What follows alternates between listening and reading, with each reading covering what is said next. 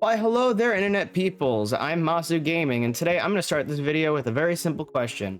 What is a charity organization, esports players battling it out on Madden 21, 5 New York colleges answering questions about esports, and this football jersey of the Pittsburgh Steelers that I'm currently wearing all have in common? Any guesses? The thing that brings them all together is that last Saturday, or by the time of this video, April 17th, 2021, the Long Island Gaming League came together and hosted the Life Changer fundraiser event. While working together with 7 well-versed Madden gamers, the National Multiple Sclerosis Society, those 5 New York colleges aforementioned, a number of wonderful sponsors, and NFL's Trevor Williams of the Pittsburgh Steelers. To start this video off right, we're going to talk about the charity event and the National MS Society. From their website, multiple sclerosis is defined as an unpredictable disease of the central nervous system that disrupts the flow of information within the brain and between the brain and the body. MS can affect people differently, and the symptoms themselves can vary person to person. Some of those symptoms being fatigue, blurred vision, poor coordination, depression, memory loss, hell, even paralysis. Just to name a few of those, those symptoms. While there is currently no cure, there have been strides made to the point where the FDA has approved treatments that can modify the course of MS and delay its progression.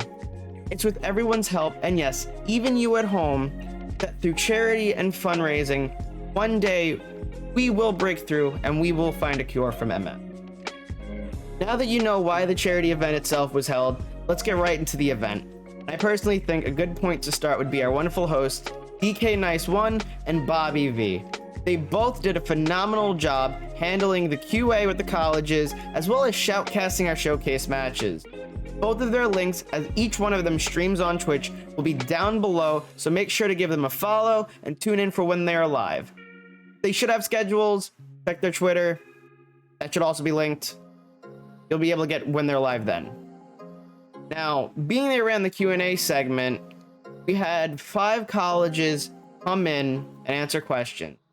Those colleges sent the head of their esports teams, which were Thomas O'Keefe from Five Towns College, Sean Watkins from St. Thomas University, Steven Rizzo from Malloy College, Mark Alicia from DeUville College, and Eliza Duran from New York Institute of Technology.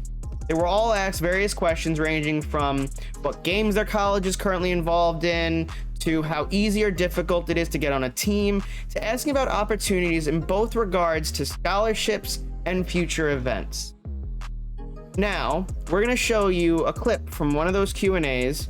So here is what head coach of NYIT, Mr. Duran, had to say. Esports can potentially change a student or a person's lifestyle. I think what it really does overall is kind of provide avenues and opportunities that weren't really there 5, 6, 7 years ago. I know a lot of people kind of go through the same idea where it's like your parents are like, stop playing video games. It's not going to get you anywhere. There's no future in that. And then next thing you know, one kid wins like $3 million in Fortnite, and now the parents are like, oh, why isn't my kid playing Fortnite now? It's just like my mom found out from like a Christian radio station, and that's how she found out about the $3 million. And it's kind of weird to get it through all these random things where people are kind of just now finding out about it. Meanwhile, like people in the space like me and you guys and everybody who works and who's been working for a while, it's kind of like a little bit more of like validation. Not to say that we needed it, because I feel like esports is that kind of thing that it's like we just keep running until someone tells us to stop.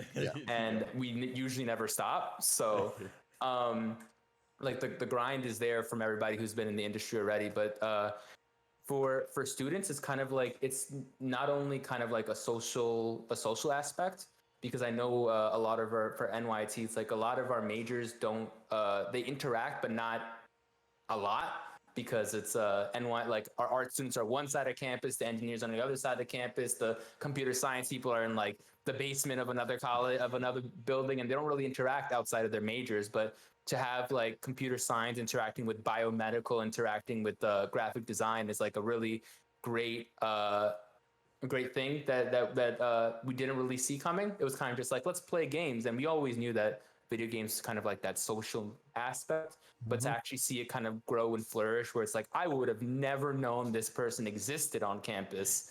And NYT is a small school, like like Malloy and NYT, we're a small schools. Now I can only imagine like Penn State, where it's just like all this big stuff happening.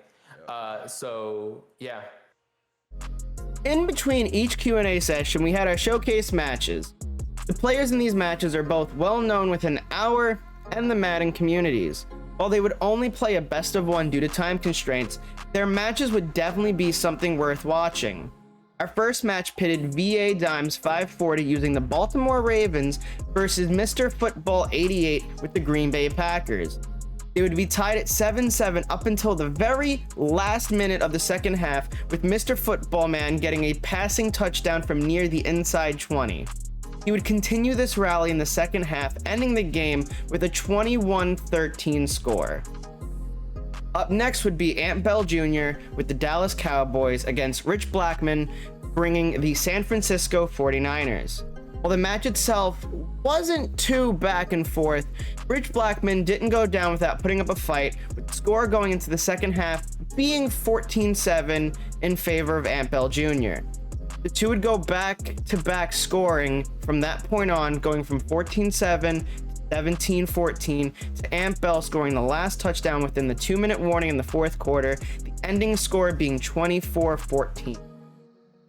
Our third showcase match would see the Green Bay Packers used again from FiCam, taking on Cigar Man's Tampa Bay Buccaneers. The game would end up being our highest scoring game of the day, with FiCam scoring over 6 touchdowns for a total of 42 points. Cigar Man would finally break through FiCam's defense in the last 2 minutes of the match, with the game closing out 42-14. Our hosts definitely took notice of FiCam's insane completion score. Here's what they had to say. Back in the gun empty tray stack right here. I mean, this is. I don't think he's been in anything else all game, right? No. I don't think I mean, he may have audibled once or twice, but 19 for 19. 19 for 19. I mean, he's averaging almost. I can't do quick math off the brain right now, but I want to say he's averaging probably 18 yards a pass right now. It's right around there, yeah. Point something. 17, 18 a clip right now. Perfect passer percentage. Just perfect. And with those 3 matches finished, we come to our main event. The creme de la creme, the big cheese, our headlining match. Representing trythisplay.com, Cha Money versus the Pittsburgh Steelers' new cornerback, Trevor Williams. In this match, we would see the Green Bay Packers return for a 3rd time being used by Trevor Williams. Cha Money opts out to use the Cleveland Browns. Before the match would play out, we did ask Trevor Williams what work he had been doing in charity, and he had this to say. Well, I've been partnering with the Healthy Fresh Meals and a couple boys and girls clubs, just doing a meal delivery service for these people in need. And I feel like people are in need all year round, and I just feel like I'm just doing my necessary, due diligence to give back to my community. And it's just something that feels great, great to do. And any chance I'm able to give back, especially to the youth, I'm all for it.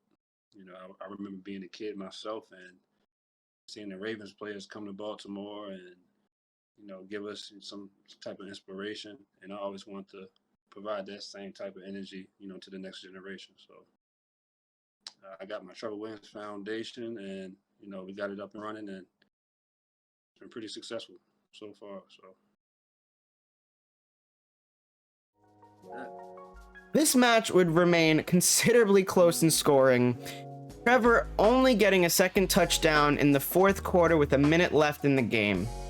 Cha Money would make a valiant attempt to push for the overtime. The game would end 14-7 in favor of Trevor Williams, an incomplete pass just short of a few seconds left in the game. And with that, we would soon close out the stream, but not without giving thanks to where it was properly due. And as to repeat what was said on stream, a big and gracious thank you. TryThisPlay.com, Vertigear, 4eyes.com, and Screenwings. During the event, both Try This Play and 4eyes provided codes for a free ebook and a decent percentage off their already on sale eyewear, both companies respectively. In addition to that, 4eyes, Vertigear, and Screenwings provided the charity giveaway prizes, a total of 5 4eyes blue light blocking glasses, a Vertigear gaming chair, and Screenwings 3-screen gaming monitor stand. Which, by the way, I have been giving the okay to announce those winners. Winning one each of the 5 4eyes blue light blocking glasses, we have Rob from Freeport, Long Island, Sarah from Center Moriches, Snow is QT on Twitter, Bill, Mr. Long Island, and Brian DeWolf. Congratulations to all 5 of you. Winning the Vertigear gaming chair, we have Alex Two Tones. Congratulations, man. And lastly, winning the 3-screen monitor stand from Screenwings, our 3rd showcase match contender himself, Cigar Man. As always, congratulations to all of our winners, and thank you to everyone who donated to the MS charity. That pretty much wraps up our recap video. Big special thanks to all the peeps over at Long Island Gaming League pulling me into this project. For those tuning in for the first time and don't know who Long Island Gaming League is, well, let me tell you. They provide esports education for schools, teens, and adults through their Understanding Esports program, while at the same time fostering a community for both casual and pro gamers, giving them both the opportunity to compete in both a fun and a competitive environment. With their availability to host and create events both in the realm of esports and charity, we have some really big things coming your way. Can't disclose that at the moment, but be assured it is coming. Make sure to be following us over at facebook.com/LIGamingLeague, as well as twitter.com/LIGamingLeague. And with all YouTube videos, make sure to click the follow, like, and the bell below to get notified when we put out more videos like this, as well as our podcast episodes, which currently is going to be going to episode 39. Make sure to tune in. I'm Masu Gaming, and this has been a Long Island Gaming League recap. Have a wonderful day. Have a wonderful night.